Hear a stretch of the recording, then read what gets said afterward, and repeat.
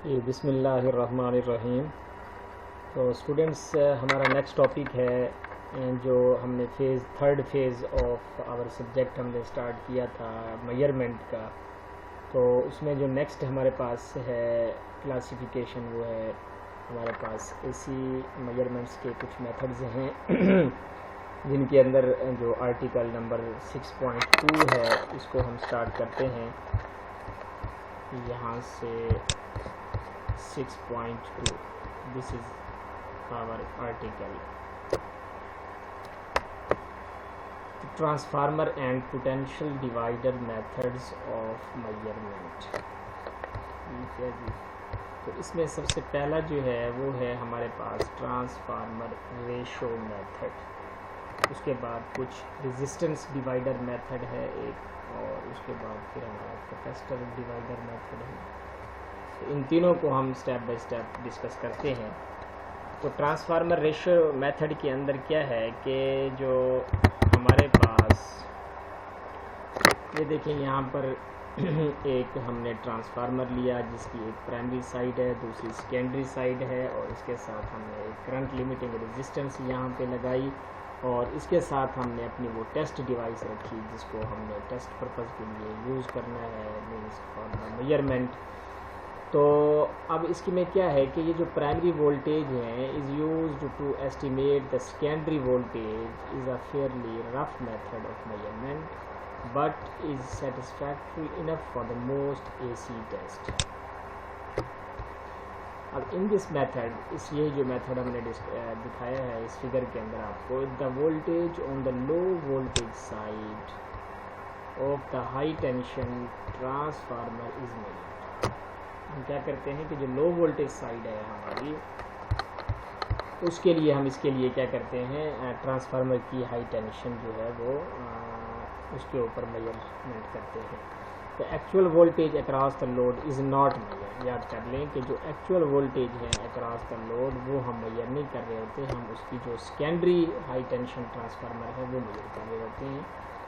ठीक है जी। तो इसके साथ ही यहाँ पर आप देख सकते हैं कि since the current taken by the device and the test is usually very small, यहाँ से जो करंट आ रहा है, क्योंकि करंट लिमिटिंग रेजिस्टर भी है और यहाँ पर जो करंट है वेरी स्मॉल है, current such as due to the corona में cause considerable error in the measured voltage. तो ज़ाहिर बात है जो कोरोना की वजह से जो आपका करंट है वो आपका एरर प्रोड्यूस कर सकता है। तो this method measures the RMS value. ये जो मेथड है ये आपको आरएमएस वैल्यू देगा, क्योंकि आपकी वोल्टेज की पीक वैल्यू भी होती है, रूट मीन स्क्वायर वैल्यू भी होती है, तो ये आपको RMS means root mean square value देगा।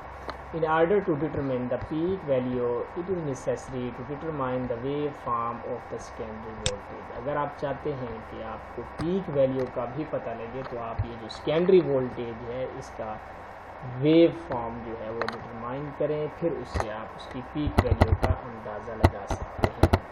सम high voltage transformer carry a separate voltmeter. कुछ ट्रांसफार्मर ऐसे होते हैं जिनके अंदर, देखें ये पिछली फिगर है, इसके साथ ये एडिशनल थिंग है वोल्ट मीटर जो सेपरेट हमने लगाया है यहाँ पर। तो separate volt meter coil having a number of turns which is a definite fraction of the secondary turns. This method cannot be used with the cascaded arrangement of the transformer. ये भी लगे होते हैं sometimes, लेकिन ये cascaded arrangement अगर है transformer की तो वहाँ पर आप यूज़ नहीं करते।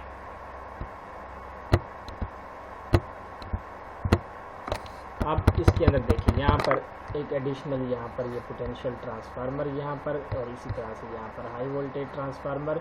तो ये भी आप करते हैं कि ट्रांसफार्मर जो है high voltage transformer with separate volt meter की बजाय आप एक सेपरेट पोटेंशियल मीटर के साथ भी इसका यूज़ करते हैं, जिसके अंदर क्या है कि it may also be possible to have a potential transformer, ठीक है जी, connected across the test device. आप उसके साथ टेस्ट डिवाइस के साथ क्रॉस कर देते हैं एंड द वोल्टेज मेजर, और फिर वोल्टेज मेजर कर देते हैं। However this is an expensive arrangement, ठीक है, लेकिन ये आपकी एक्सपेंसिव है। Even this method may not be very satisfactory under very high voltage conditions and the series resistance method by measurement may be used। तो ये आपके satisfactory जो है वो नहीं है तो इसलिए हम इनका ज़्यादा यूज़ नहीं करते। अगला मेथड है हमारे पास सीरीज़ रेजिस्टेंस मेथड है एक, जिसको हम यूज़ करते हैं। तो इसमें क्या है कि यहाँ पर आप देख सकते हैं कि एक HV हमारे पास उसका पॉइंट है और उससे हमने हाई रेजिस्टेंस यहाँ पे लगाई और इसके साथ ही यहाँ पर सेफ्टी गैप के पैरेलल में हमने एक जो है वो माइक्रो एमीटर लगाया for the current measurement.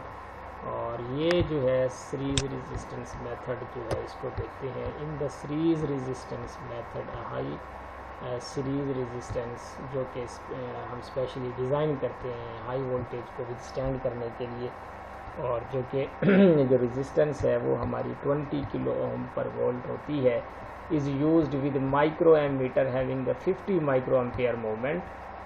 This method is applicable for AC and DC। इस मेथड ये हमारा दोनों के लिए एप्लीकेबल है, चाहे हमारी AC हो या DC हो। तो अब इसके साथ क्या है कि जो नंबर ऑफ रेजिस्टेंसेस हैं would be necessary in series, ठीक है, सीरीज में होनी चाहिए। And to prevent leakage current we would have to have the whole system in an insulated container. और ये पूरा सिस्टम हमारा कहाँ पे होना चाहिए, एक कंटेनर में होना चाहिए, when which is earth for the shielding purpose, और उसको अर्थ भी करके रखते हैं for the shielding purpose. As a safety measures safety gap neon lamp is connected across the microammeter. यहाँ पर ये जो सेफ्टी गैप है यहाँ पर हम क्या neon lamp is connected across the micrometer करते हैं। If we use the stable supply of accuracy 0.10%, we would finally end up with an accuracy of 1%. अब यही जो हमारा सीरीज रेजिस्टेंस मेथड है इसको हम यूज़ करें अल्टरनेटिंग वोल्टेजेस के लिए, there would be the effect of distributed capacitances as well. तो फिर यहाँ पर एक जो है लिमिटेशन ये आती है कि आपका जो है डिस्ट्रीब्यूटेड कैपेसिटेंस का इफेक्ट भी क्रिएट होता है। तो the capacitive effect can be reduced by providing suitable screen.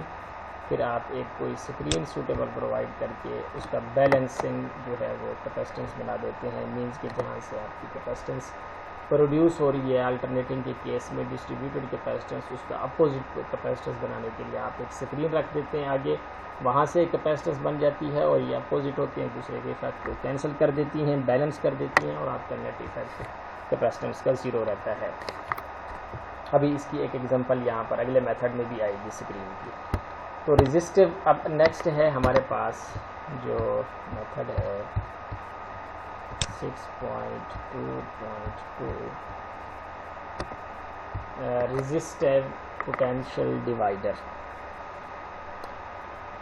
अब इसमें हम क्या करते हैं कि डिवाइडर रूल लगा के वोल्टेज को डिवाइड कर देते हैं कि कुछ उस अक्रॉस द रजिस्टर और इसी तरह से कुछ दूसरी रजिस्टर के अक्रॉस वोल्टेज हमारे डिवाइड हो जाते हैं और हम उनको इजीली वोल्ट मीटर से मेजर कर सकते हैं। मीन्स कि यहाँ पर ये दो रेजिस्टेंस हैं, यहाँ पर देखेंगे वोल्ट मीटर लगा के इसके अक्रॉस मेजर कर लिया, फिर उसी से हम क्या कर लेते हैं measurement of voltage from the secondary side कर लेते हैं।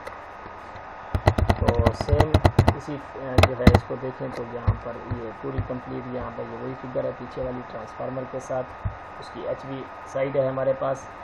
अब in this method high resistance potential divider is connected across high voltage winding. देखिए यहाँ से ये वही आपका हाई वोल्टेज वाइंडिंग हो गया, ये वाला सिरा, यहाँ से आपने वो रजिस्टर डिवाइडर उठाया लगाया and definite fraction of the total voltage is measured by means of low volt meter. ये वाला जो है आपका लो वोल्ट मीटर है, इससे आप जो है डेफिनेट फ्रैक्शन जो है टोटल वोल्टेज की वो मेजर कर लेते हैं और उससे फिर आप स्केल से पूरी मेजरमेंट भी देख सकते हैं। तो ये देखें ये वो चीज़ आ गई। Under alternating conditions there would be a distributed कैपेसिटेंसेस।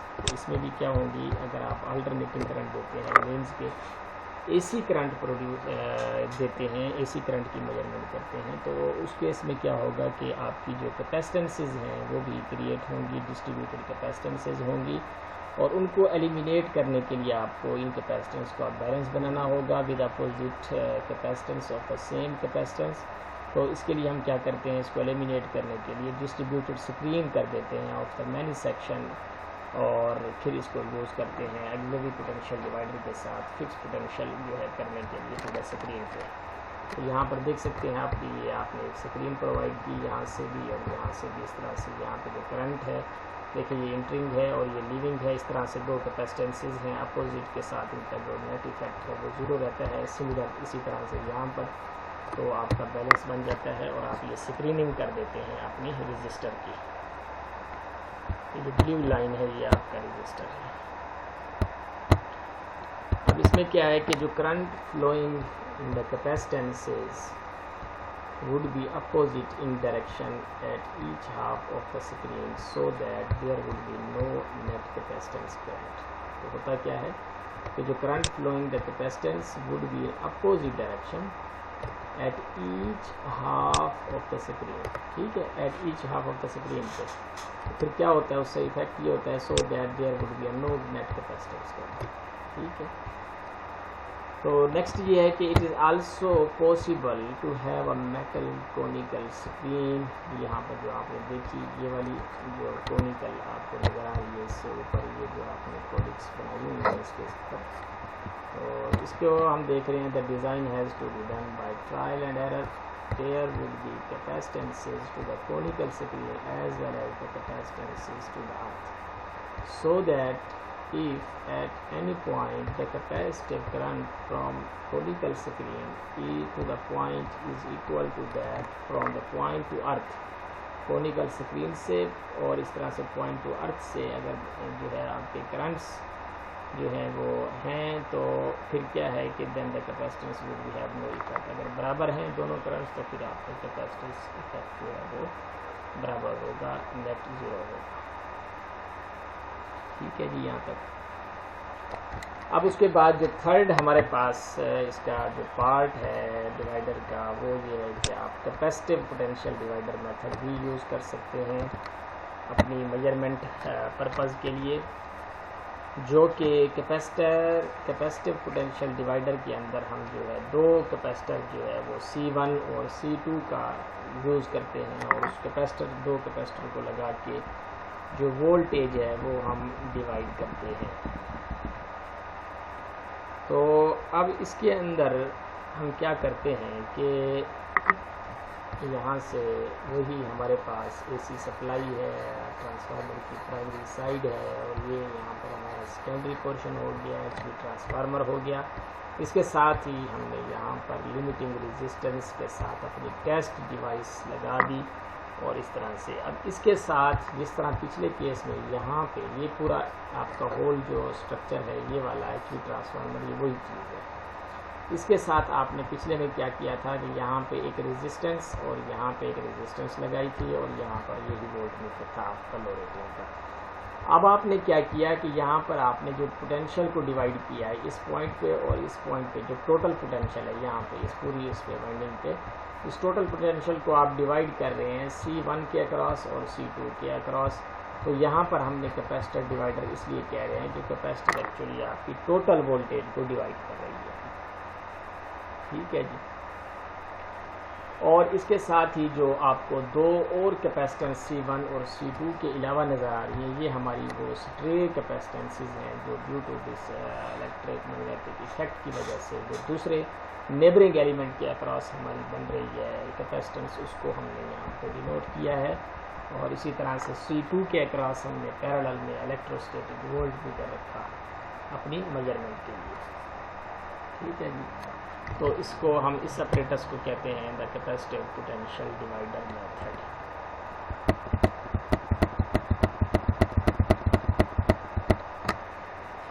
तो अब इसमें क्या है कि C1 and C2 used in series, the electrostatic voltmeter being connected across the lower capacitor। ये तो हमने उसको कनेक्ट कर दिया लोअर कैपेसिटर जो कि है हमारा C2।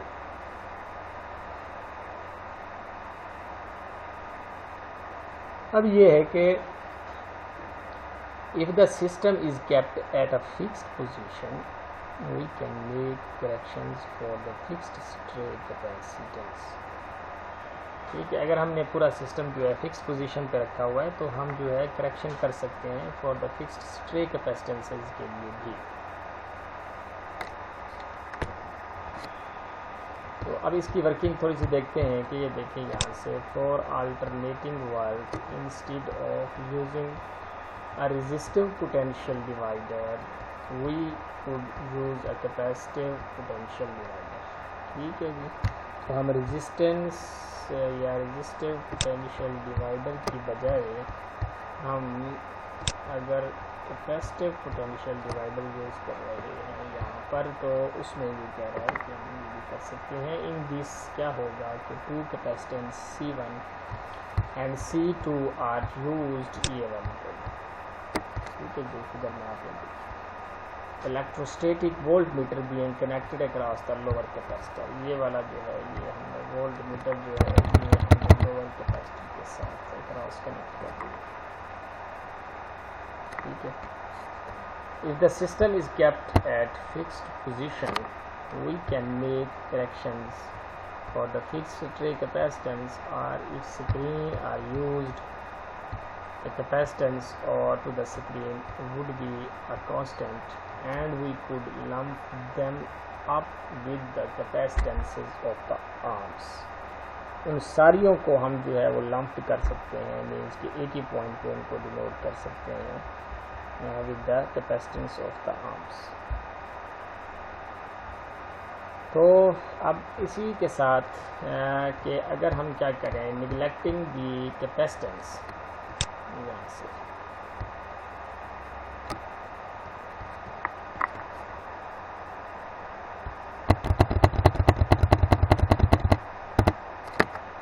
neglecting the capacitance of voltmeters या lumping the electrostatic voltmeter capacitance with C2, the effective capacitance of C1 and C2 in series is equal to this।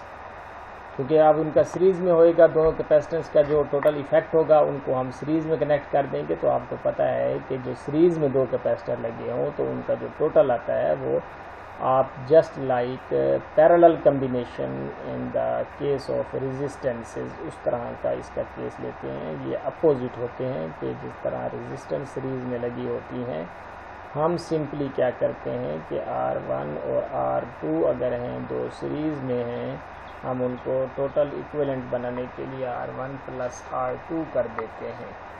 लेकिन इन केस ऑफ कैपेसिटर अगर हमारी C1 और C2 series में लगी हुई हैं तो हम उनका जो टोटल या इक्विवेलेंट कैपेसिटेंस है वो बनाएंगे just like parallel combination in case of resistance, means कि C1 into C2 over C1 plus C2 या 1 over C1 plus 1 over C2 and since the charge is the same. ठीक है, दोनों capacitor पे charge जो है वो सेम है।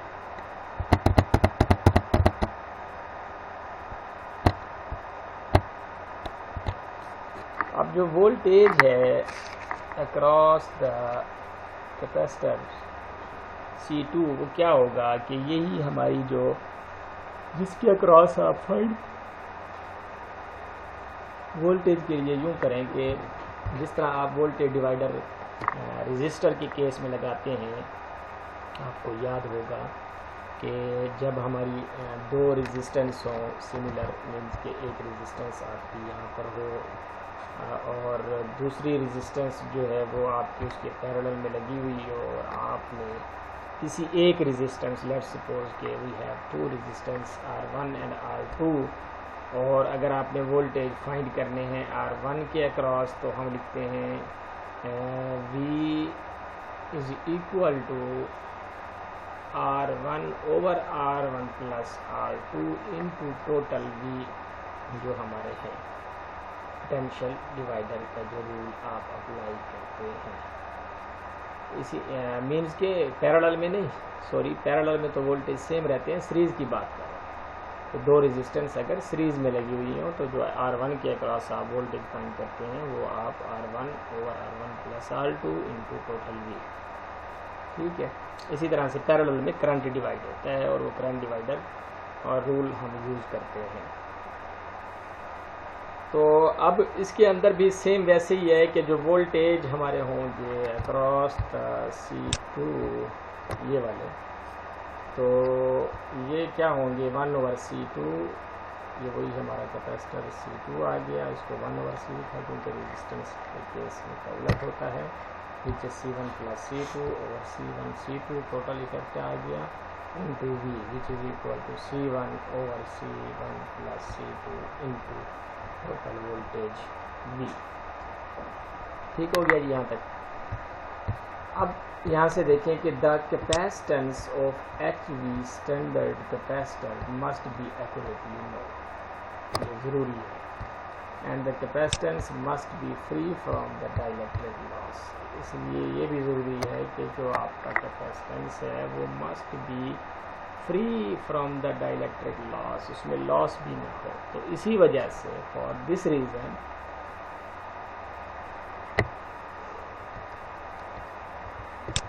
Air capacitances are always used for this purpose. तो इसलिए हम जो है वो एयर कैपेसिटेंसेस हमेशा यूज़ करते हैं इसी पर्पज़ के लिए। This method also measures the RMS value, और ये भी याद कर लें कि ये जो मेथड है आपका ये मेजर करता है RMS वैल्यू को भी। ठीक है जी। तो नेक्स्ट इसमें है कि it is some time more useful to have a measure of peak value of the alternating voltage rather than the RMS value.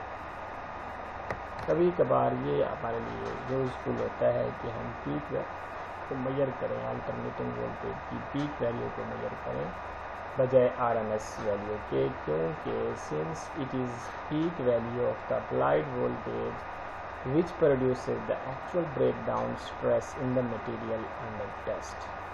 ये बड़ी इम्पोर्टेंट बात है कि बाज़ औक़ात हम ये चाहते हैं, और एक्चुअल यही चीज़ है, क्योंकि जो आपका मटेरियल का ब्रेक डाउन है वो actual peak value of the applied voltage से प्रोड्यूस होता है, क्योंकि वो आपकी हायर वैल्यू होती है पीक वैल्यू। वो जो उसको हैमरिंग कर दी एक दफ़ा, जो उसको लग गया हैमर, मीन्स कि जो आपका प्रेशर या वोल्टेज का झटका जब एक दफ़ा मटेरियल को लग गया ज़्यादा का, फिर उसके बाद थोड़े वोल्टेज भी उसका ब्रेक डाउन करा जाते हैं। तो इट मीन्स कि असल जो रिस्पॉन्सिबल है वो आपका पीक नंबर है। तो इसी वजह से हम कहते हैं कि हम जो है वो पीक वैल्यू को मेजर करें और उसके अकॉर्डिंग अपने इंस्ट्रूमेंट्स की डिज़ाइनिंग करें। ठीक है।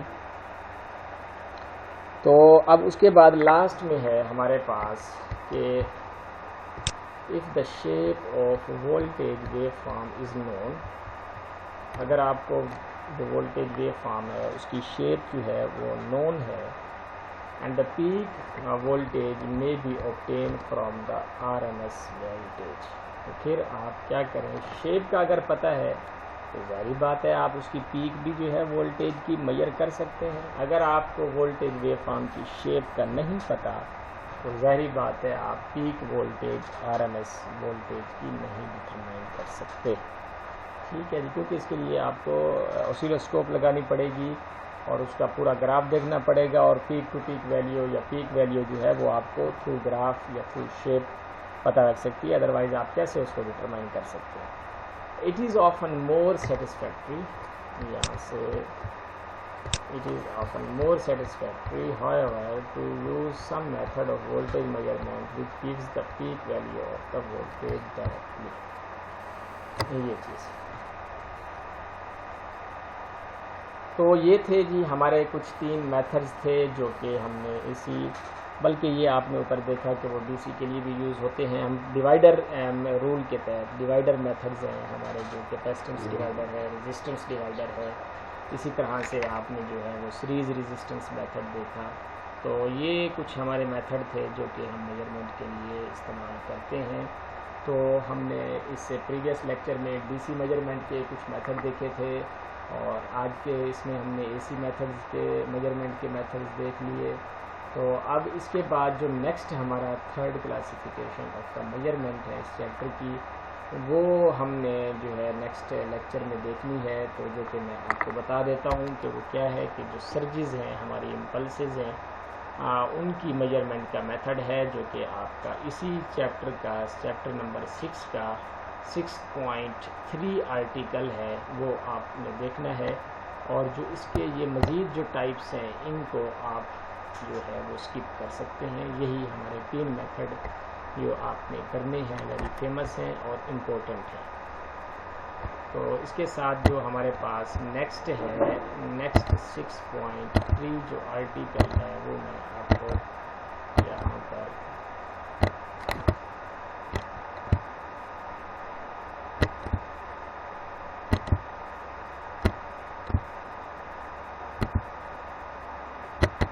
ये this is our next this will be the our next article which is the measurement of surges, जो कि मैंने वेरी स्टार्ट में कहा था कि सर्जिस को हम एक क्लाइडोनोग्राफ हमारा मेथड है जिससे हम क्या करते हैं, मेजर करते हैं।